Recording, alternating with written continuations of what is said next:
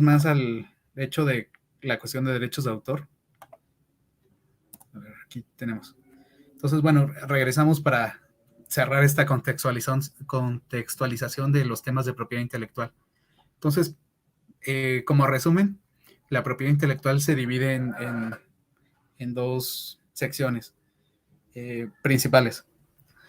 Por un lado, que es la propiedad industrial, que se refiere principalmente a estas protecciones de figuras jurídicas que se enfocan a la comercialización de productos. Se presenta principalmente en la industria.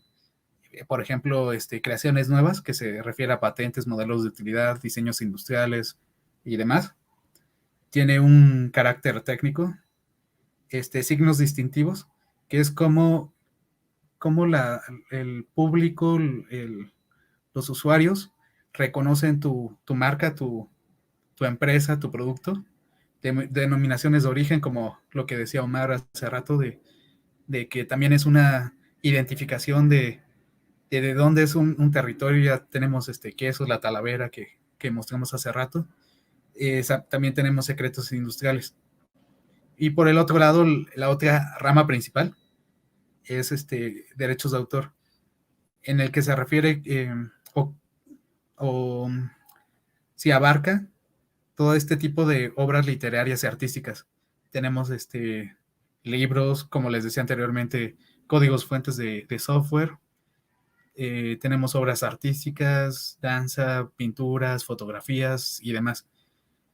Todo esto se protege por medio de derechos de autor. Y también tenemos derechos conexos, obras derivadas, en el que, bueno, lo vamos a comentar más adelante, que si bien los que participan en los derechos conexos no son como los autores principales de la obra, sí le aportan cierta creatividad, cierto valor a esta obra derivada. Y por eso también se le debe de reconocer.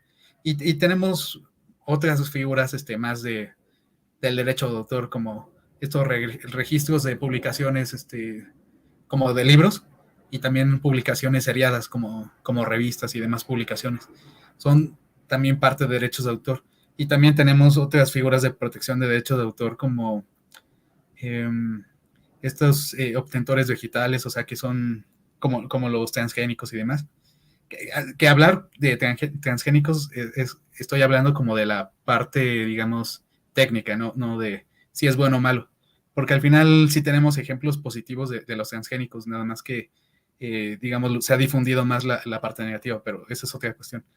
Entonces tenemos todo este escenario de los temas de propiedad intelectual. Y en el caso de derechos de autor, la principal figura jurídica que se protege pues es la obra. Y nos referimos es esta creación original de la naturaleza, que es artística, científica, literaria, que es susceptible de ser divulgada o reproducida en cualquier forma. Aquí en este tema vamos a diferenciarlo de, a ver aquí, el registro de obra y los temas de derechos de propiedad industrial por un factor importante.